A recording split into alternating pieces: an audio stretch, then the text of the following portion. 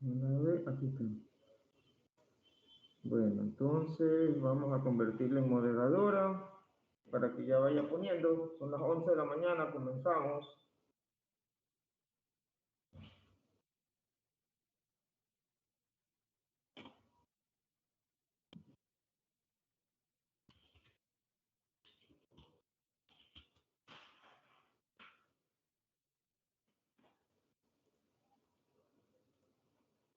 A ver, se supone que ya deben estar presentes los de la 1, ¿verdad?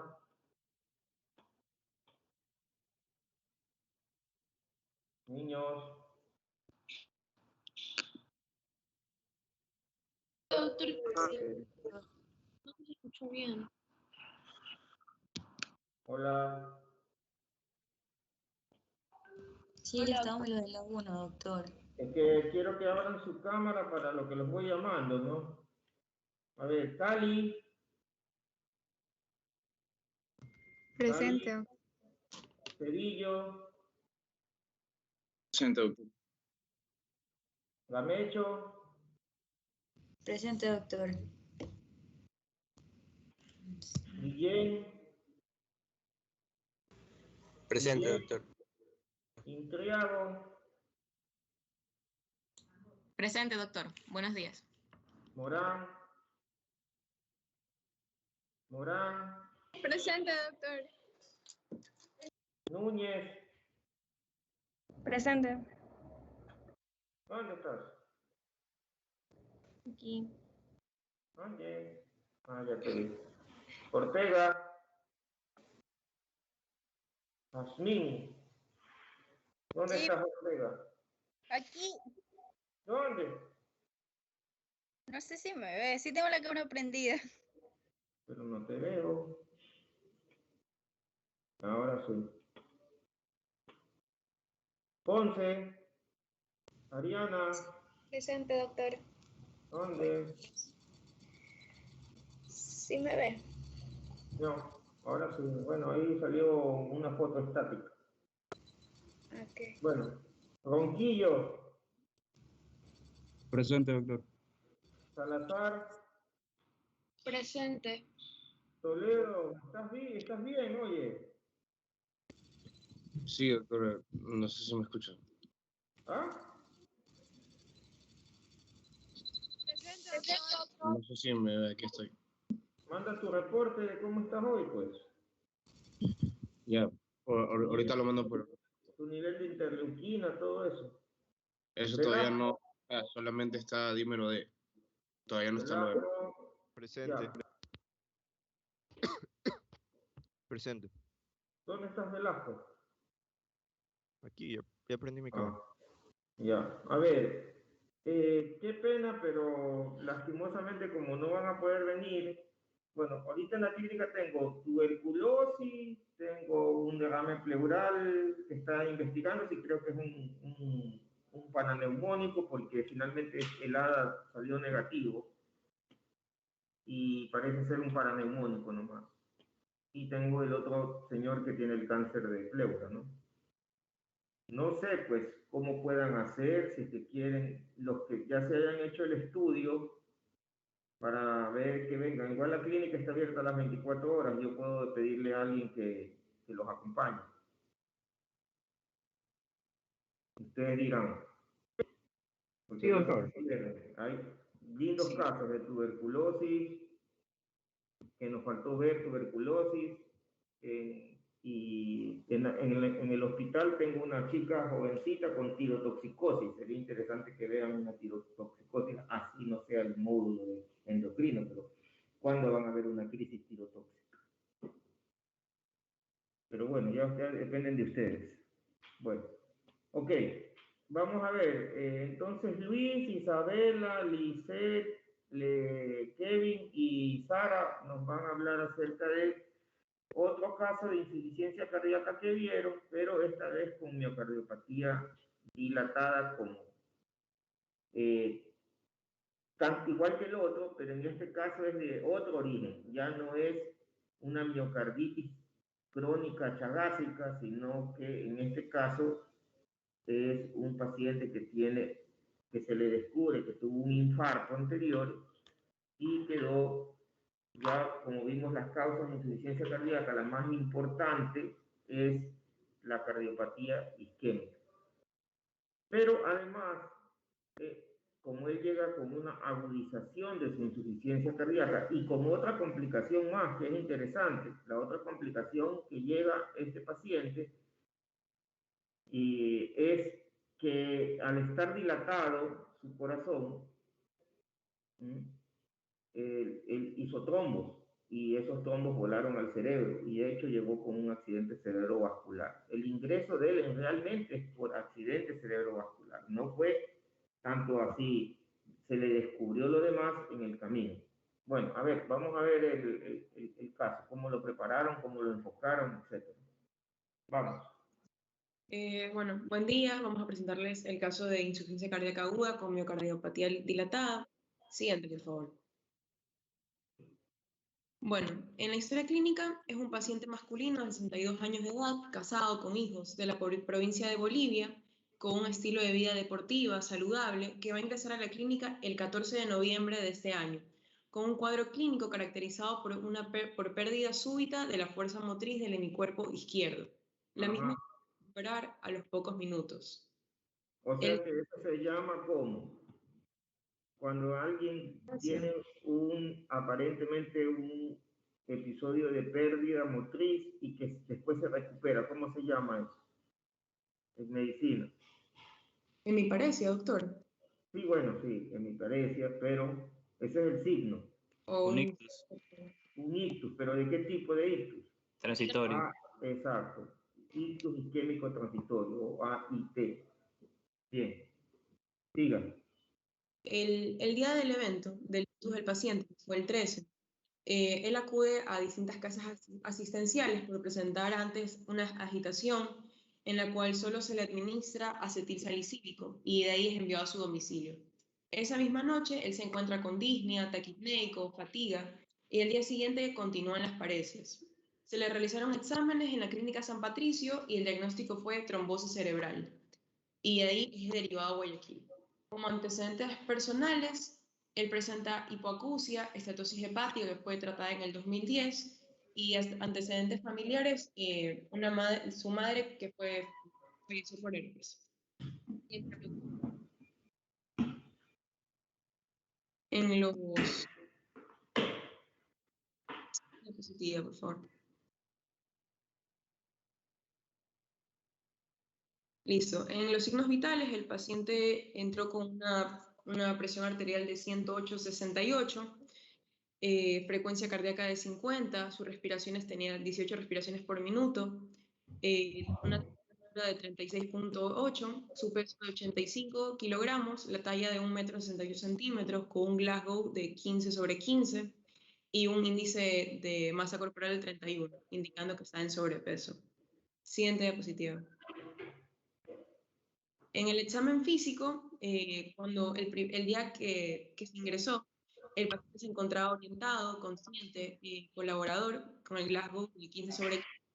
Y el examen físico, él es termocéfalo, sus pupilas estaban nomorreactivas, las mucosas nasales y faringes normales, sin alteraciones, tampoco presentaba adenopatías ni ingurgitación yugular, tenía un tórax en tónel y tampoco se palpó el choque de punta. En el abdomen, su abdomen era blando, depresible, las extremidades no tenían edema y en la auscultación del tórax no se encontraron soplos ni los focos. También los campos pulmonares estaban ventilados y el abdomen se escucharon ruidos hidroaéreos normales. Siguiente. Listo. Clasificamos los signos y los síntomas del paciente.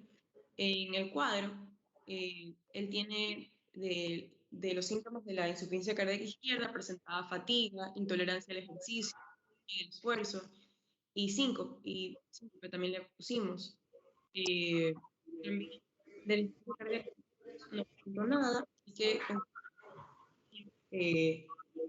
la cardíaca izquierda, en base a la clasificación por sus cavidades, izquierda por sus síntomas.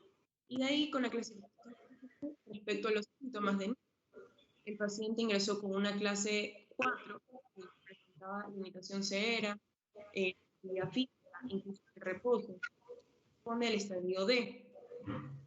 estaban en pacientes sintomáticos con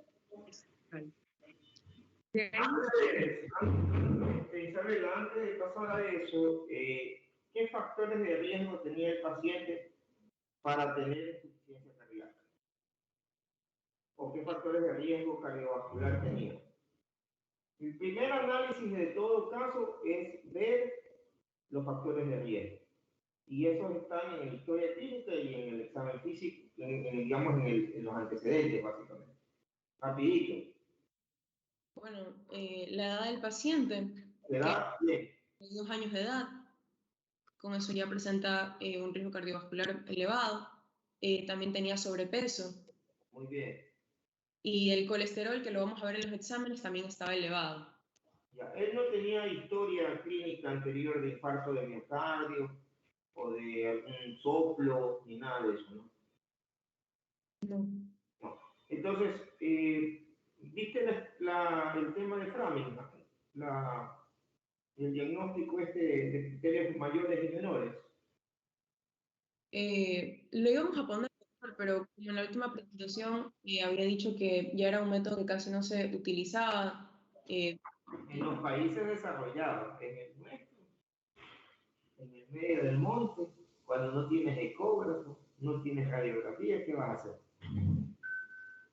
Bueno, pero sí nos acordamos, pues eran criterios mayores y criterios menores. ¿Cuáles eran los criterios mayores que tenga? ¿Cuál era un criterio mayor? A ver, eran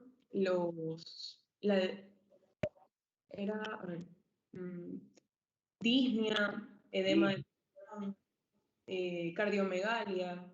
Cardiomegalia, ¿qué más? Ingurgitación yugular, también el aumento de la presión. De todos esos, ¿cuáles tenía tu paciente? ¿Cuáles eran? Si quieres, buscar, no hay problema, y lo pueden poner cualquiera de las. Podemos buscarlo en la internet, cualquiera del grupo, y lo importante es discutirlos. Es que se los tienen que saber, los mayores y los menores. ¿Por qué? Porque ustedes están en Ecuador, no están en Estados Unidos. Y en Ecuador, lastimosamente, no tenemos ni radiografías a veces. Imagínate, yo estoy en un hospital de tercer nivel y no tengo radiografía porque se dañó el aparato.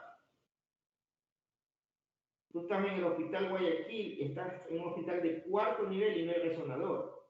Y tú dices, ¿cómo puede ser hospital de 4º nivel y no tiene resonador? Pues así, es Ecuador. ¿Ya? Entonces, yo sé que ya prácticamente están relegados de la práctica clínica y muchos de ustedes van a ir a otro país, pero en nuestro país, si van a estar aquí, tienen que saberse los mayores y los menores. Una cosa importante, este paciente tenía disnea paroxística nocturna, se despertaba en la noche ahogado. Sí, el día antes de ingresar el día antes de ingresar. Es un criterio mayor. Otro criterio mayor. La cardiomegalia. Bueno, pero eso, digamos, solamente hablando con el paciente. Es- Son la fatiga, la intolerancia al esfuerzo, eso. La otra es la inmunización yugular y por ejemplo, todo esto que tú has puesto ahí, extremidades frías, palpitaciones, todo eso son criterios menores, porque hay muchas enfermedades que pueden dar lo mismo, o sea, por ejemplo, el reflujo hepatoyugular, etcétera, etcétera. Pero la disnea paroxística nocturna y la ortopnia son signos típicos, o sea, son criterios mayores de insuficiencia cardíaca, igual que el galope. Ya, bueno. ¿Qué más teníamos ahí? Entonces, ¿la clasificaste como izquierda o como derecha? Como izquierdo. Muy bien. ¿Por qué? Porque los síntomas pertenecen a la izquierda. O sea, no tenía síntomas congestivos derechos, dices tú. Sí, así es. Exacto. Bien. Bueno, y como estaba diciendo, el primer día él ingresó con una clase 4 de la escala de Nihan, que tiene limitación severa de la actividad física, también incluido en el reposo. Y también el paciente estaba en la clasificación estructural en el estadio D, que es indicado para los pacientes que son sintomáticos con anormalidad estructural. De ahí, en el día de nuestra visita, en el que lo vimos, él en cambio ya estaba en un grado 3, porque tenía fatiga, disnea, también dolores tipo, aún le seguía doliendo un poco el tórax. Y en cambio su actividad física igual seguía siendo menor, no tanto como la del primer día, que ahí sí él se sentía muy mal. Y lo colocamos en el estadio C, que es para pacientes sintomáticos con anormalidad estructural. O sea, cuando llega era D y ahora retrocedió a C. Sí, Así, ¿no? sí. ¿Y se acuerdan Gavilanes 1, no? A ver, el resto de las clases también puede hablar. Gavilanes 1, en cambio, fue de D a C y se fue ¿con cuánto a la casa? Con B. Con B, porque se fue prácticamente asintomático. Muy bien. Pues ahí van viendo diferencias entre pacientes. Dale. Y respecto a la gradación de insuficiencia cardíaca por la fracción de eyección, tomando en cuenta que el menor del 40% es baja, entre 50 y 90 es intermedia y mayor a 50 preservada, el paciente tiene una fracción de eyección de 19%, que sería baja. Entonces, terminamos diciendo que es una insuficiencia cardíaca, estadio D al inicio, luego, al momento que lo vemos, él está en un estadio C, tiene insuficiencia cardíaca izquierda con fracción de eyección baja del 19%, que en el momento del ingreso está en grado 4 y actualmente en el grado 3. Siguiente.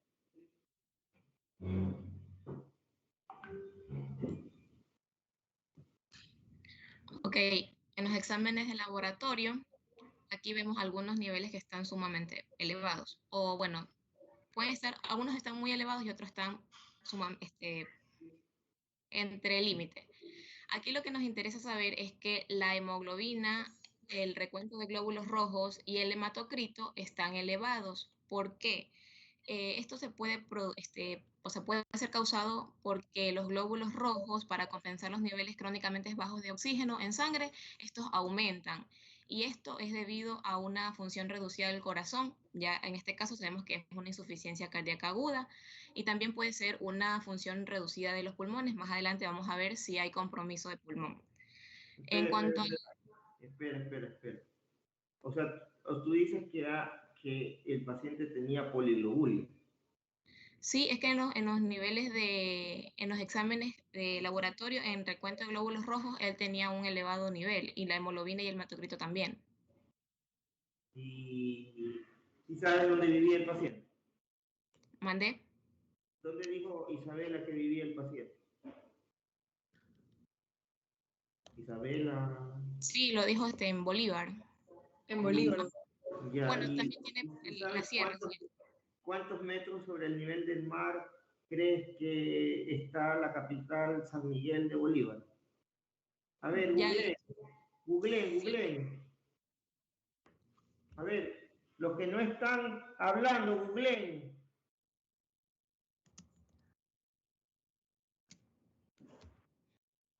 Doctor, San Miguel está a 2.444 metros sobre el nivel del mar. Ya, ¿y cuál crees que sea la presión atmosférica a 2.400 metros sobre el nivel del mar? Googlea.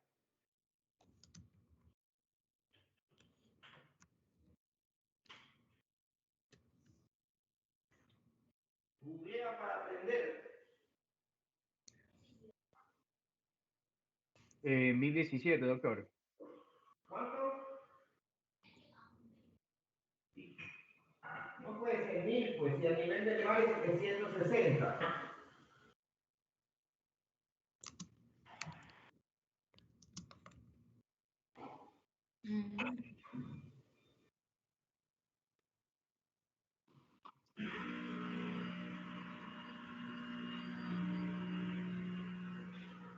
A ver, San Miguel de Bolívar está a 2.400 metros sobre el nivel del mar. Eso es más o menos un 30% menos de presión atmosférica que en la costa. En la costa nosotros tenemos 760 milímetros de mercurio de presión atmosférica porque estamos a nivel del mar. Entonces, ¿quién busca en internet cuánto? Ya, Ya, ahora saca el 21%, que es la cantidad de oxígeno que hay en la mezcla gaseosa, a 760 y al nivel de Guaranda. O sea, de San Miguel de Bolívar, que debería ser, la capital es Guaranda.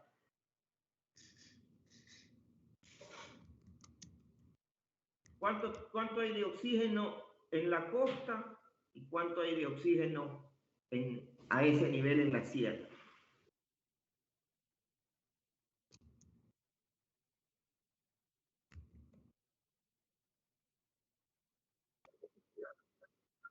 Ya. ¿Y a nivel de la sierra? Ah, ok. O sea que hay una cosa que se llama, ellos viven con hipoxia hipovárica todo el tiempo, la gente que vive en la sierra.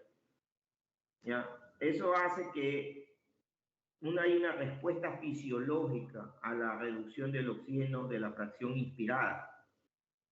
O sea, cuando yo inspiro mi aire, yo tengo una reducción del aporte de oxígeno, de la presión alveolar de oxígeno. Eso hace que yo tenga que se activa un mecanismo que es el aumento de la producción de eritropoyetina por parte de los riñones, estimulación de las células madre que están en la médula ósea para que se decanten por la línea eritroide y se produce como respuesta poliglobulia. Miren, es muy raro que un paciente tenga polihipoxemia crónica a punto de partida de insuficiencia cardíaca crónica. Es raro. O sea, más se ve, por ejemplo, si un paciente tuviera un EPOC, una fibrosis pulmonar, que eso sí produce hipoxemia crónica. Claro, desde el punto de vista cardíaco también hay hipoxemia crónica cuando hay shunt, por ejemplo, shunt de izquierda a derecha, como por ejemplo una comunicación interauricular vieja o una comunicación interventricular. Ahí sí hay, o una tetralogía de Fallot del adulto, pero ya este señor es como que muy viejito.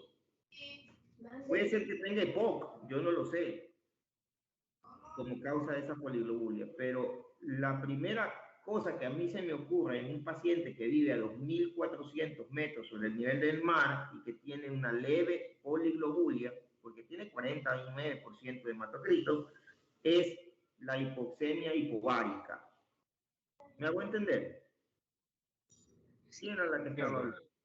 Que estaba con unas teorías fantásticas acerca de la poliglobulia, pero ¿quién era que hablaba? Entriago, sí le estoy entendiendo. Ya, pero que te quiero ver bien la cara. Sí, tengo encendida la cámara. A ver, Sofía es, ¿verdad? No, ella es Lisette, doctor. Ay, Lisette, disculpa, es que soy bruto para los nombres. No pasa nada. Ya la tuya, ya de tanto equivocarme con que eras Eyani, ya se me cae. Ya. A ver, Lisette, entonces Lisette, excelente observación, solo que las respuestas por ahí están un poco trucadas. Más fácil es, miren, cuando oigan cascos piensen en burro y en caballo, pues no se vayan a la cebra. ¿Me hago entender, Liz? Dice... Uy, ¿qué pasó? ¿Se está conectando? Sí, parece que tuvo que ver con internet. Ajá. Sí, por un momento se me fue. Ya estoy aquí. ¿Ya estás ahí, Liz? ¿Entrago? Sí, aquí estoy. Ya, entonces decíamos que cuando oigan cascos, piensen en burro y caballo y no se vayan a buscar la cebra y el antílope. Ya, entonces, un paciente que vive a 2.400 metros sobre el nivel del mar, seguro lo que va a tener es una reducción del nivel de oxígeno que inspira. Ya, por lo menos se ha reducido un 30% a esa altura. Por ejemplo, toda la gente que vive en Quito, en Cuenca, en Riobamba, que son alturas de 2.600, 2.800 metros sobre el nivel del mar, la reducción de la de oxígeno es del 30 al 40%. Entonces, siempre hay una respuesta fisiológica que es aumentar la masa de glóbulos rojos para poder paliar con el déficit de oxígeno ambiental. ¿Por qué creen que se van los jugadores a entrenar a la sierra antes de tener un buen partido? Para generar... Ya, pero eso tiene un bemol. ¿Cuál será el bemol? ¿Qué le pasa a una sangre con muchos glóbulos rojos? ¿Qué te parece? Déjame... Es que no... A ver, déjame poner aquí la lista. No sé por qué no lo puedo ver. Bueno, no es como el programa. Pero en fin. Susan, ¿andas por ahí? Sí, doctor. ¿Qué te parece una sangre de un paciente que tiene mucho glóbulo rojo? Mira, este paciente tiene 50% de hematocritos, cuando lo normal es 30, 40, 35% de hematocritos. Hay un 15% más de sangre. ¿Qué le pasará a la sangre? ¿Qué le pasará a la sangre? O a la circulación sanguínea, digámoslo así. O sea, como que se vuelve más, la sangre se vuelve más espesa. Exacto, más viscosa. Uh-huh. ¿Y ahí qué pasará con el flujo sanguíneo? ¿Será más rápido o será más lento teniendo la misma bomba y el mismo tamaño de vasos sanguíneos? Será más lento. Muy bien. ¿Está claro, Lisette, y está claro Isabela y todos los demás? Eso le impone un trabajo excesivo al corazón. Especialmente, por ejemplo, la gente que tiene hipertensión pulmonar.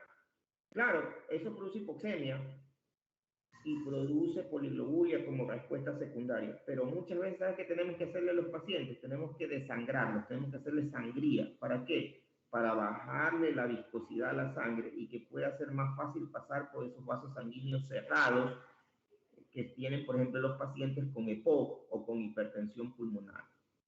Este no es el caso. Este es un paciente con insuficiencia cardíaca izquierda, pero al estar espesa la sangre, por supuesto que lo pone en riesgo mayor de que su bomba izquierda falle. Porque, ¿se acuerdan la ley de Poiseuille, no? En fisiología, la ley de Poiseuille dice que el flujo a través de un sistema de tubos es directamente proporcional a la diferencia entre la presión de entrada y la presión de salida multiplicado por el radio a la cuarta potencia multiplicado por pi dividido para la longitud del vaso por donde va a transcurrir el fluido por la viscosidad de la sangre. Y como bien ya lo dijo Susan, lo que aquí aumentó fue la viscosidad de la sangre. Al aumentar la viscosidad de la sangre, ella, teniendo la misma bomba que genera la diferencia de potencial, o sea, el P1 menos el P2, teniendo los mismos vasos sanguíneos en cuanto a radio y longitud, va a generar mucho más esfuerzo para generar el mismo flujo. Y el flujo se llama gasto cardíaco en medicina. El flujo sanguíneo es el gasto cardíaco, o sea, la cantidad de sangre que fluye por las arterias y que es bombeada por el corazón. Entonces, fíjense, ahí tienen otro factor por el cual este paciente con un corazón débil ya pudo haber fallado. Muy bien, señorita Intreago, por haberse dado cuenta de ese dato. Siga. Siguiente. Bueno, aquí en los exámenes de bioquímica sí tenemos que tener en cuenta que tenía un factor de riesgo para una insuficiencia cardíaca, que es el colesterol, lo tiene elevado. Y los niveles de colesterol, bueno, los dos, el HDL lo tiene elevado y el LDL también lo tiene elevado. Por ende, la suma total de colesterol también la tiene elevada. Y en lo de urea, perdón, en lo de creatinina, en el último examen que se le realizó, bueno, que tuvimos en mano, que fue del 16 de noviembre, también, o sea, está en el límite, porque según los exámenes de laboratorio, el rango de estos exámenes era 1.2. Entonces, también lo marqué porque estaba en el límite. En cuanto a la coagulación, tenemos que el tiempo de protomina también lo tiene elevado, es por eso que este paciente formó trombos. Y en cuanto a la inmunología, tenemos que el péptido natriurético N-terminal está sumamente elevado, que como sabemos ya también es un factor clave en este tipo de casos. Bueno, el péptido natriurético auricular es un marcador sérico de la distensión de las cavidades cardíacas, especialmente de las aurículas, ¿ya? Obviamente aquí había congestión pulmonar y por lo tanto hipertensión de la aurícula izquierda. Y sirve para dos cosas en medicina, o se lo ha usado para dos cosas. Una, para diferenciar las causas de disnea. Si es disnea de origen cardíaca o es disnea de origen pulmonar. Y la otra cosa para la que se ha usado el péptido es para establecer la gravedad de la insuficiencia cardíaca y el pronóstico. No sé si ustedes buscaron literatura al respecto como grupo. Por ejemplo, Sí. tengo un paciente que llega grave, como este paciente que llegó con insuficiencia cardíaca y que le hacen el péptido. ¿El péptido en cuánto estaba, mija? El péptido natriurético cuando llegó. Sí, es que no lo logro ver porque tengo esta barra de aquí. La barra del IMSS. Está en 1791. Y ese 1791, ¿qué significará para nuestro paciente? Ahí se los dejo de tarea. ¿Qué significará? Una elevación de esta estará correlacionada con la mortalidad en el hospital. ¿Sirve para esto? Porque imagínate que tú eres un médico y el paciente te dice, doctorita, ¿cuál es mi futuro? Doctor, el pronóstico, ese péptido natriurético cuando está elevado es un factor de pronóstico de mortalidad, la verdad. ¿Factor pronóstico de qué? De mortalidad. Ya, pero hay valores y puntos de corte.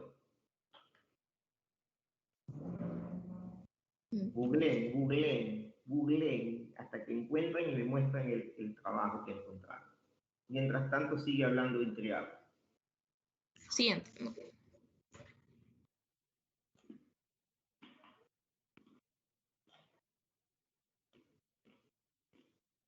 A ver, electrocardiograma. Listo, doctor. Ya.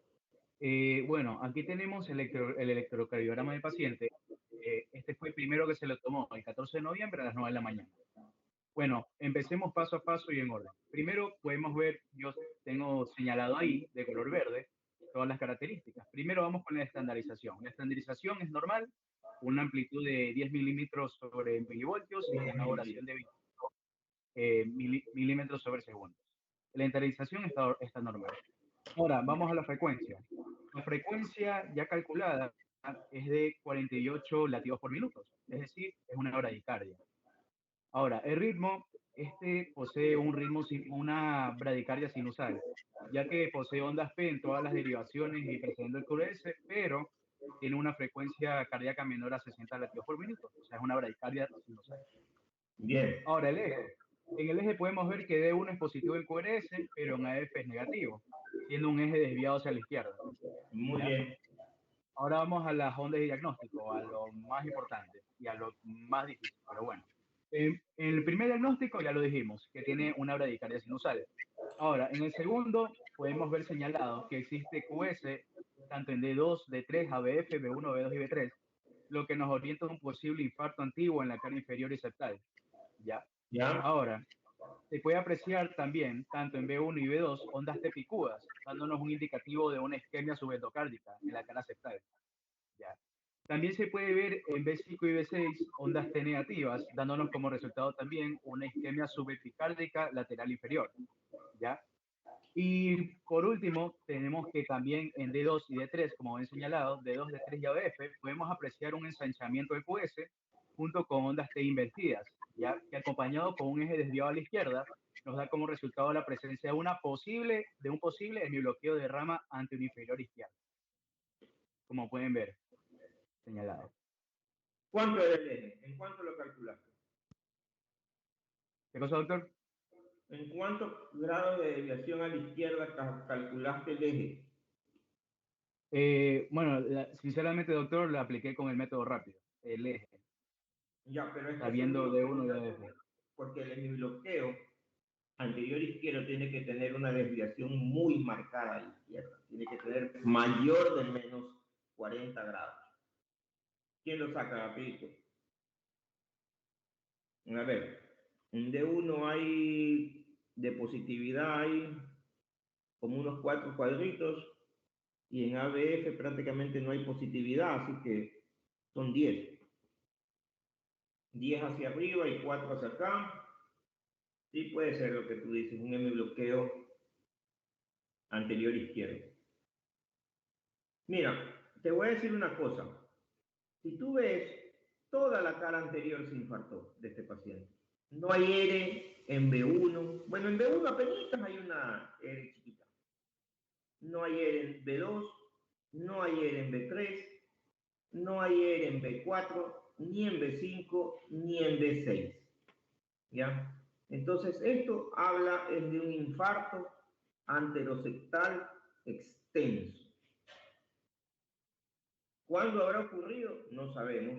Y esto, si es que fue muy viejo, yo les había dicho, las ondas T negativas, después de mucho tiempo, ya cuando aparece el QS, ¿verdad? El QS, hablan de aneurisma ventricular.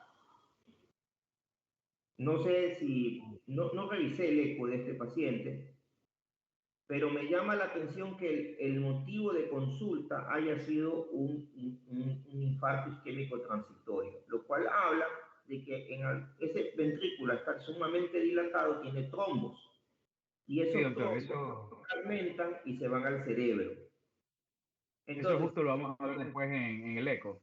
Yo sé, junto con estas T que ustedes ven aquí, a mí me llama la atención estas T negativas, que si esto es una cosa muy vieja, puede correlacionarse con la presencia de un aneurisma. Ahora, si esto es de meses atrás nada más, o semanas, entonces estamos hablando de algo subagudo, y más bien es isquemia, como lo decías tú. El problema estamos en que tenemos un problema de historia clínica, porque el señor no refiere cuándo le dio el infarto. O sí les dijo, que le preguntaron si tuvo dolor de pecho, que se le haya ido a la mandíbula, hacia la espalda, unas semanas o meses atrás. No le preguntaron o él negó. Él negó, sí le preguntó. Él negó. Bien, es que ese es el gran problema. Y en cambio, es rarísimo, chicos. Puta, imagínate el pobre paciente, y aquí también tiene QS y QS, o sea, como que ese man no tuviera ninguna arteria, todas las arterias tapadas, pues, la derecha y toda la izquierda. O sea, claro, es muerto en vida ese man. Entonces, más tiene explicación como que si dentro del proceso patológico izquierdo, él tenga dañado el haz de His. Y por eso tiene un hemibloqueo anterior izquierdo. Y de hecho, si ustedes ven el eje, qué pena que yo no tengo ahorita cámara para que me vean, pero es como una L. Pongan su mano izquierda y pongan el dedo índice hacia arriba y el dedo pulgar horizontal. Y ese es más o menos el eje. El eje, más o menos, el man está en menos 45 grados. Está muy demasiado desviado a la izquierda. Entonces sí es más compatible con el bloqueo anterior izquierdo. Bastante bien la observación. Y efectivamente es una bradicardia sinusal, pero en lo que sí no estoy de acuerdo es que solo te hayas fijado en esta parte, cuando es todo el lado izquierdo, mira, está todo comido, no hay una puta R. O sea, todo es un QS, todo el corazón izquierdo. O sea, ese man se le cerró el tronco de la coronal izquierda o tenía una DA dominante que además le metía fuerza a la cara lateral. Ahora, ¿por qué yo no creo que la circunfleja está alterada? ¿Sabes por qué? ¿Cómo está? ¿Hay R o no hay R en las derivaciones laterales altas del corazón? Déjeme ver. ¿R usted dice, doctor? ¿Hay R aquí y hay R acá? No, ¿Cómo que no? en D1 y ADL. Sí, ¿Claro? sí veo. Sí, ¿Eso cuál ajá, cara del sí. corazón coge? ¿Qué cara coge? La lateral superior. Ya, y la lateral superior, ¿qué arteria la irriga? La circunfleja. La circunfleja, por lo menos la obtusa Sí. marginal. ¿Ya? Entonces, a mí me parece que él lo que tiene es una grande A, una arteria descendente anterior que además irrigaba la lateral baja. Por eso, él, para mí, criterio personal, él lo que tiene es una obstrucción de la arteria descendente anterior. ¿Ya? Bueno, pero hay que ver el resto. Vamos a ver si todo esto que hemos adivinado con el electrocardiograma se cumple luego en los ecos y en el resto de las cosas. Sigan. A continuación, mi compañero. Ya. A ver, ahí estamos. Radiografía que no se le niega a nadie, ¿no? Sí, bueno, la radiografía, esta es una radiografía estándar de tórax, muy importante porque nos permite, aparte de que ¿Quién es está hablando? Andrew Cedillo. Ah, buena, soy Andrew, soy Ah, sí. Cedillo, soy fulano de tal. Ya, sigue. Cedillo, perdón.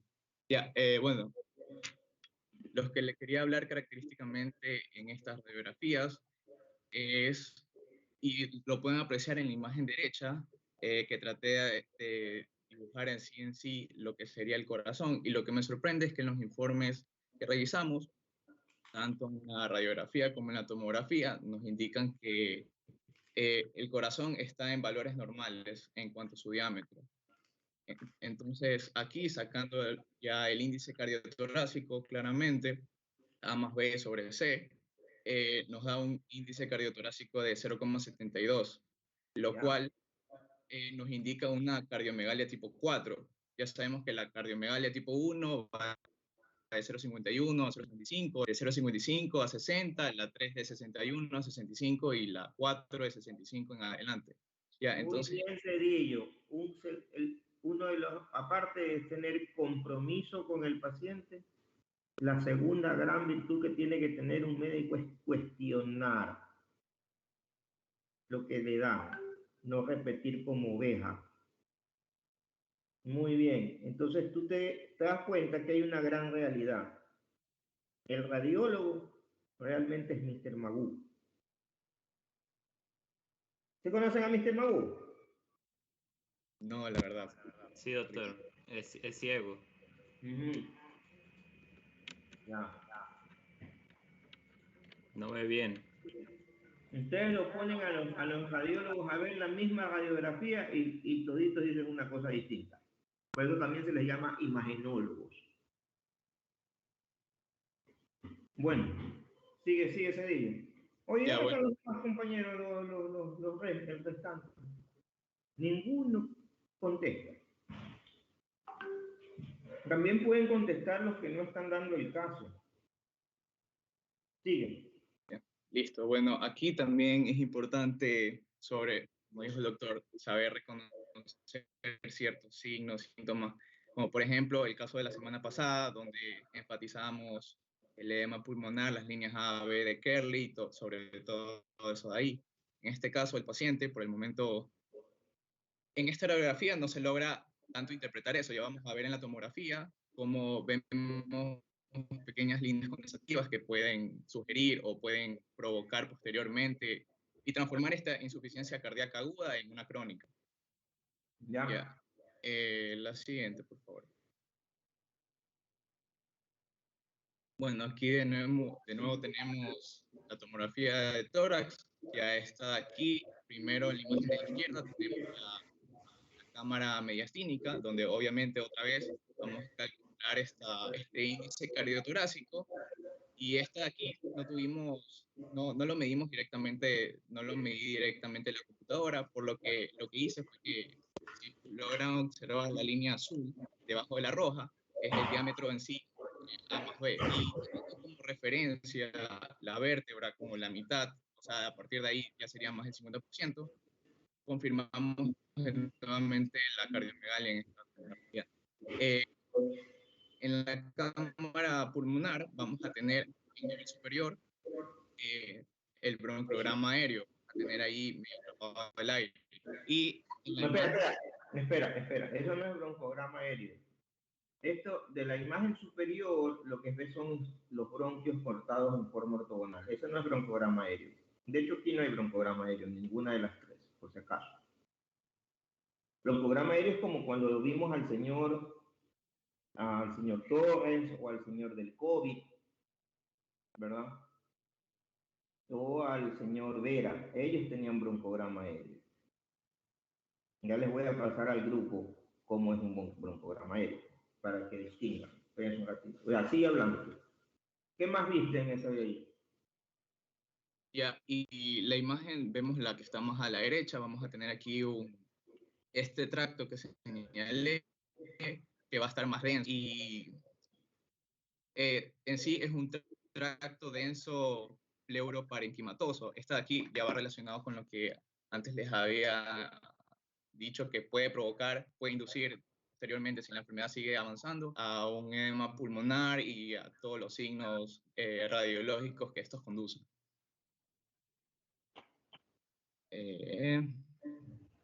La siguiente, por favor.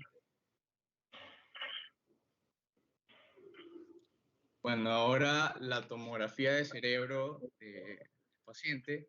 Aquí le puse varios cortes y en el que quiero que tengan más énfasis es en la imagen más derecha, donde vemos una imagen hipodensa en el lado del lóbulo derecho al paciente, que esto va complementado con toda la historia que ya teníamos, que hizo trombos y ocasionó este evento cerebrovascular. Esto es lo más destacado del TAC cerebral. A ver, Andy, si tomamos la tomografía y vemos la de la extrema derecha de la pantalla, ¿cómo me doy cuenta que no es un evento de placa, es decir, trombótico? Porque las arterias del cerebro, igual que las del corazón, también tienen placas de ateroma, se produce la trombosis y se produce el cierre de la arteria y se produce la lesión e infarto. Pero cuando es cardioembólico, ¿no?, y se desmenuza un coágulo que está en una aurícula dilatada, por ejemplo. Eso, me había olvidado. Después ponemos otra vez el EKG, que hay un dato muy interesante ahí. Si yo cojo un corazón dilatado, que por ejemplo tiene un aneurisma en la punta, y ahí se acumulan coágulos, y esos coágulos se fragmentan, o como en el caso del señor Tomalá, que tiene una vegetación y también emboliza. ¿Se acuerdan las manchas de Jennewey, los nódulos de Osler, las hemorragias en astilla? Eso es exactamente lo que ocurre. Y los infartos esplénicos. Eso es exactamente lo que ocurre con los trombos que se forman dentro del corazón, embolizan. Entonces, ¿cuál es la clave para saber si fue un evento trombótico o un evento cardioembólico? Solamente viendo la tomografía. A ver si me la puedes responder esa pregunta. Esto sería por los límites que tendría esta imagen hipodensa. No. Los límites hablan de localización, igual que las arterias del corazón, ¿no? Tienen localizaciones. Las arterias cerebrales son anterior, media y posterior, y cada una tiene una irrigación. De hecho, el cerebro se divide como una torta, como un pastel. ¿Ya? Esa no es la explicación. Yo veo ahí, y con lo que yo estoy viendo ahí, yo ya me doy cuenta que es cardioembólico. A ver, alguien que no sea del grupo.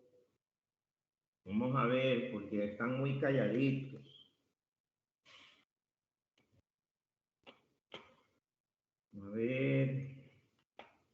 Andan muy calladitos. ¿Dónde estás, Toledo?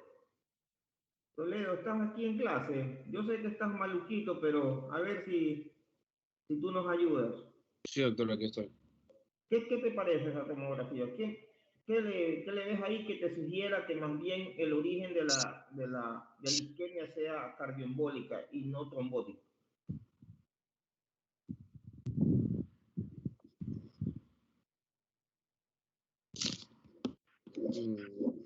Doctor, Ah, ¿quién habla? doctor, ¿Quién habla? sería por la arteria afectada, ¿Pero quién habla? Useche. Ah, Useche. Sería por la arteria afectada, porque si es trombótico, entonces la más afectada me parece que es la media. Sí, claro, está bien, pero ¿por qué yo digo que es cardioembólico y no fue trombótico? ¿Qué ven en esa tomografía? ¿O qué veo yo en la tomografía que ustedes no están viendo y que sugiere cardioembólico?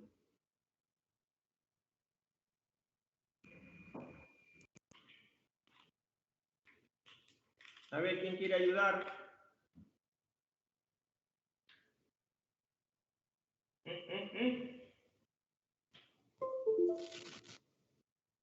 ¿No sería la zona hipodensa en la región parietal? Ya. Pero no se acuerdan cómo hizo el del endocarditis. ¿Cuántas lesiones embólicas tiene en el cerebro? ¿Se acuerdan cuántas tenía? Doctor, Mande, ¿quién es? Salazar. Salazar, ¿dónde está Salazar que no te veo la cara? No sé, tengo encendida la cámara. Ay, Soledad es la que la veo aquí. La Sí, Sole. Hola, Sole. Ya, a ver, ¿qué? Cuéntame. que si fuera cardioembólico, entonces hubiese evidencia de embolismo en otras localizaciones. Ajá, exacto. Y entonces, ¿dónde las ves? Yo por lo menos ahí en la TAC veo 3. Doctor, se ve uno en el lóbulo frontal. En el lóbulo frontal se ve uno. Pero en el lado izquierdo, la grandota que es en el territorio de la cerebral media derecha y además hay otra posterior. Cerca del ventrículo. Entonces tiene todas las, tiene dos, tiene de lado y lado y además la circulación posterior. Eso, trombótico no puede ser. Entonces, eso ya les habla, esto es cardioembólico. Y vamos a retroceder al EKG.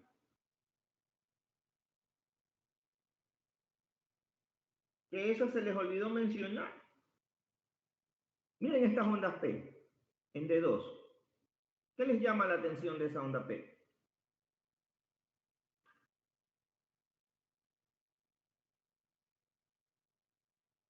Es altota, miren. Es picuda, eso se llama P pulmonar, se llama eso. Esto de aquí. Y además, en B1 también es más positiva que negativa. O sea, algo pasa en las aurículas. Sigan. Sigue adelante ya con la exposición. Vamos a ir sacándole más cosas a este paciente. Vamos a ver, ahora sí, el ecocardiograma. Listo. Bueno, en el ecocardiograma, este fue el ecocardiograma que vamos a hablar ahora del 14 de noviembre, tomado al paciente a las 12 del día. Bueno, primero tenemos, como pueden ver en la imagen, un eco de ventana paresternal izquierdo de diástole.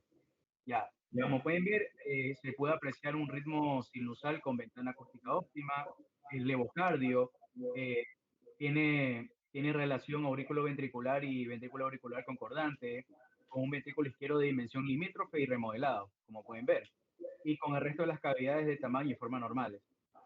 ¿Ya? Y como pueden ver ahí, está el diástole. ¿Ya? Siguiente, por favor. Bueno, ¿hubo o no hubo aneurisma? ¿Hubo o no hubo crecimiento de las aurículas?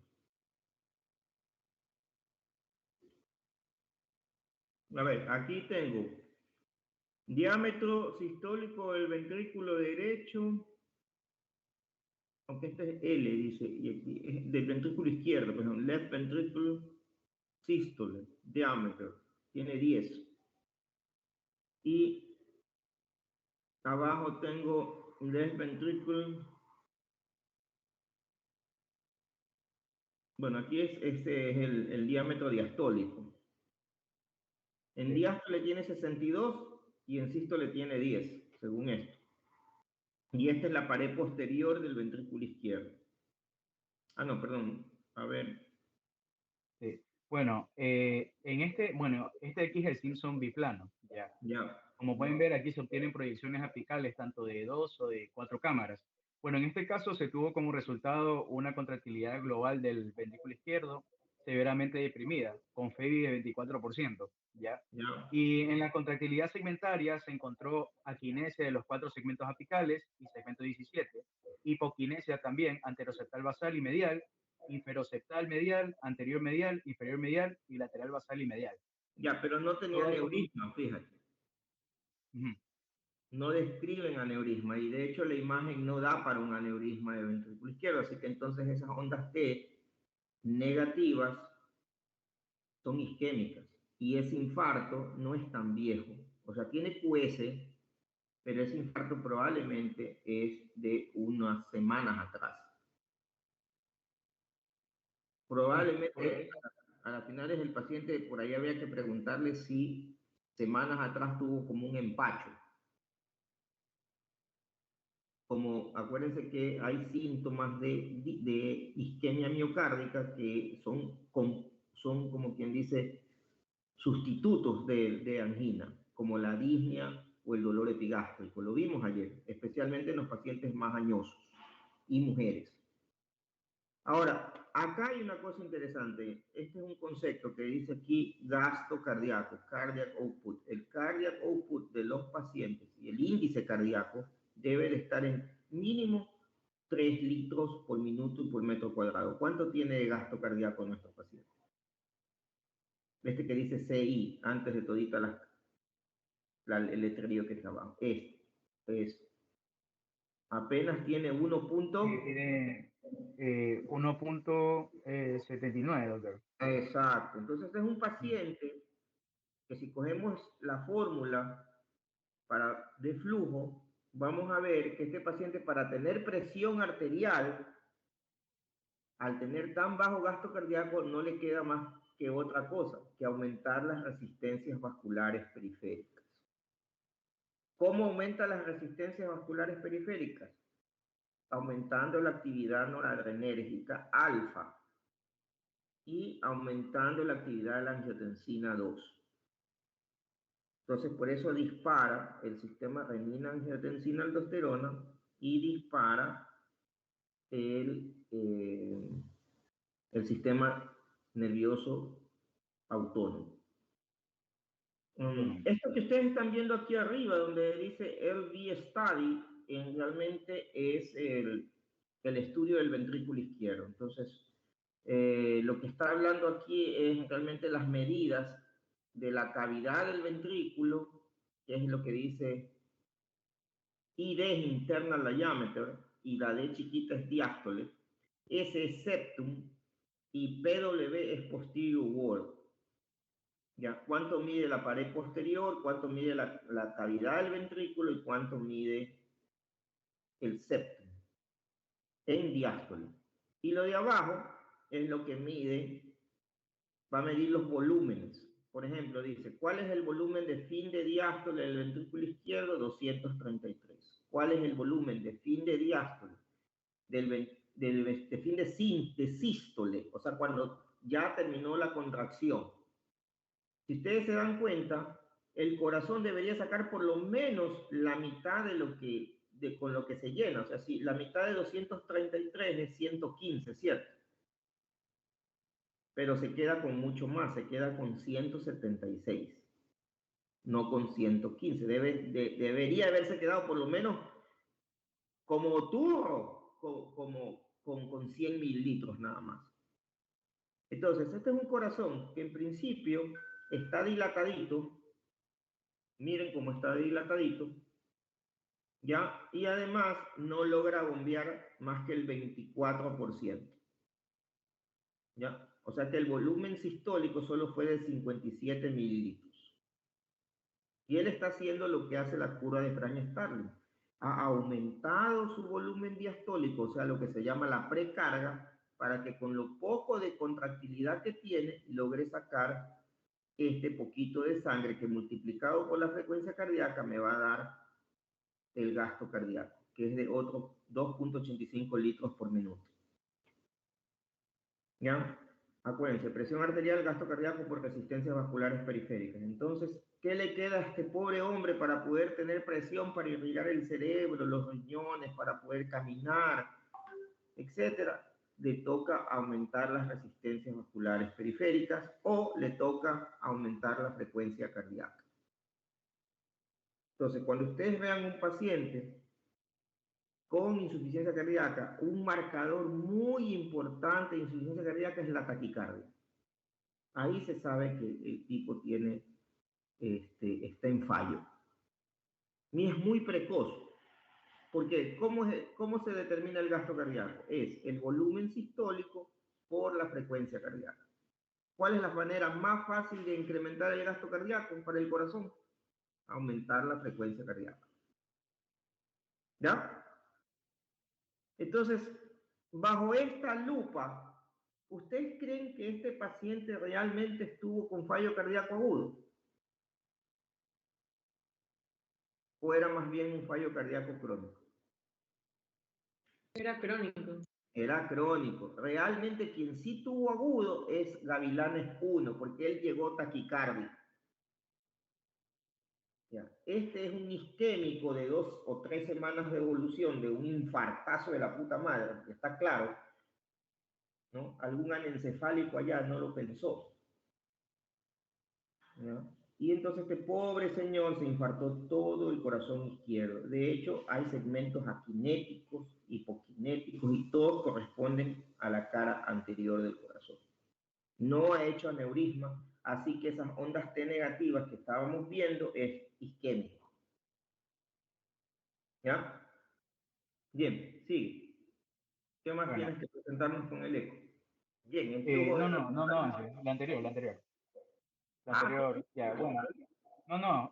Bueno, solo como datos adicionales que estaban en la carpeta. En este caso, también la contractibilidad del ventrículo derecho se encontró conservada con una TAPSE de 23 milímetros. Ya. Y la geometría miocárdica, se encontró hipertrofia excéntrica del ventrículo izquierdo. ¿Ya? Bueno, en las AP valvulares, la mitral tuvo una morfología y función normal. La válvula aórtica, morfología también normal, pero con cierre precoz. La tricúpide pulmonar tuvieron morfología normal y función normal. Y no se encontraron ni defectos septales ni vegetación. Siguiente, por A favor. ver, pero sigue en la otra imagen, sin embargo, yo ahí, no sé, estoy como que en desacuerdo. Sí. ¿Quién pasa la diapo? Este es el flujo mitral. Si ustedes se dan cuenta, hay una relación invertida, EA, lo cual habla de fallo ¿qué?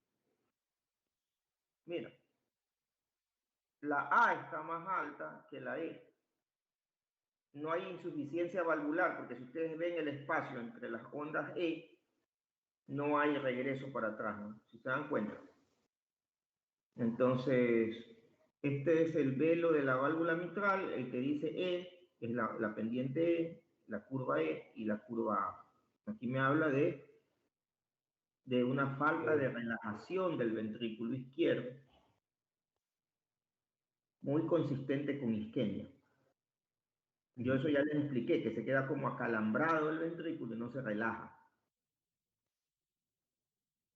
Bueno, y acá, si hubieras puesto un poquito aquí donde dice MBE sobre A, hubiéramos visto algo más. Pero bueno, dale.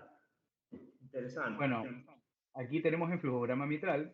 Ya, aquí se puede observar una onda E, como dijo el doctor, una onda E menor que la onda A, ¿ya? Y un tiempo de desaceleración de la onda E, cuyas siglas es TD, es mayor a 200 milisegundos. Bueno, el cual refleja un trastorno de la relajación, ya como dijo el doctor, sin aumento de la presión del fin de la diástole del ventrículo izquierdo, ya que el volumen de sangre del ventrículo izquierdo está tan lleno que no se puede realizar una sístole auricular normal, ¿ya? Y desplazando la relación de presión y volumen del ventrículo izquierdo hacia la aurícula, convirtiéndolo de esta manera en un patrón de flujograma mitral de tipo 1. Sí, siguiente, por favor. Bueno, esto de aquí es algo más complejo, que es el Doppler tisular. Eh, bueno, pero según los resultados se pudo apreciar una velocidad sistólica disminuida en todos los segmentos explorados de 4 centímetros sobre segundo, con trastornos de la relajación segmentaria y presencia de onda postsistólica patológica, que se la puede ver justo después de la onda del perfil de velocidad sistólico, que es la que se encuentra arriba, ¿ya? Y al lado de esa hay una onda patológica, ¿ya? Bueno, y por último, viendo las ondas G y A, encontramos una relación de EE de 20, es decir, hay una hipertensión pulmonar leve postcapilar, y existiendo de tal manera una presión de llenado de ventrículo izquierdo aumentada. Siguiente, por favor. Bueno, aquí tenemos un apical 4 cámaras donde se puede observar el gran tamaño del ventrículo izquierdo, haciendo casi invisible el ventrículo derecho, ¿ya? En donde se puede apreciar una imagen ecogénica en el ápex de 20 por 25 milímetros, el cual corresponde a un trombo. Ahí está esa no es ahí lo pueden ver. ahí está la vaina de la la embolización cardíaca, ¿se dan cuenta? Entonces lo pueden ver señalado ahí con unas cruces ahí amarillas, está arriba en el ápex. Y además se aprecia un pericardio de aspecto normal sin derrame pericárdico. Siguiente, por favor. Bueno, ahora vamos al tissue o speckle tracking, ¿ya? ¿Qué evalúa esto? Evalúa cada porción de la pared ventrículo izquierdo y su contractilidad, ¿ya?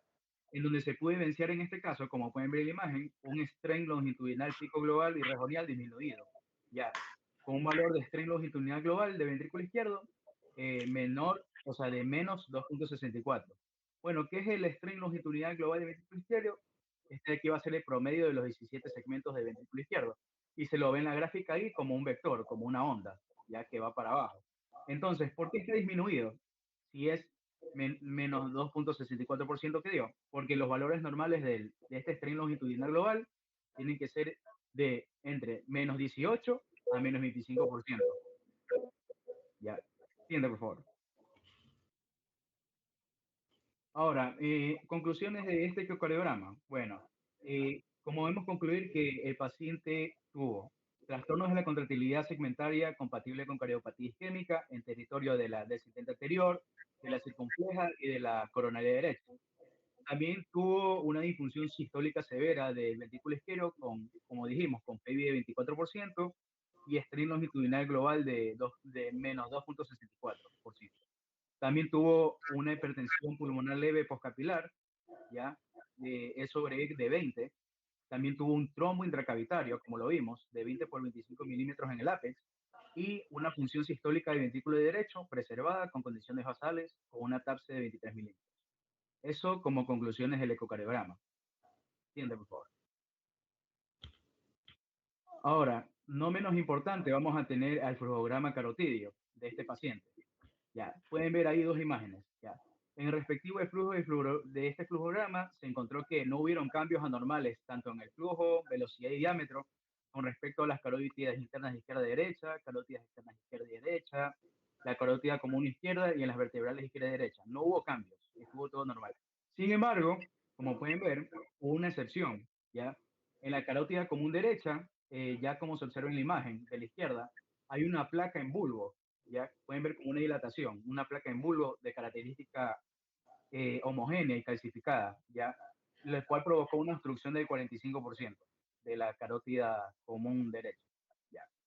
Se la puede observar también en la imagen de la derecha, la cual está el flujo color rojo, obstruido por la placa bulbosa, que se la ve como si fuera una dilatación de la pared de la carótida. Como pueden ver, la mancha roja y al lado ven la dilatación.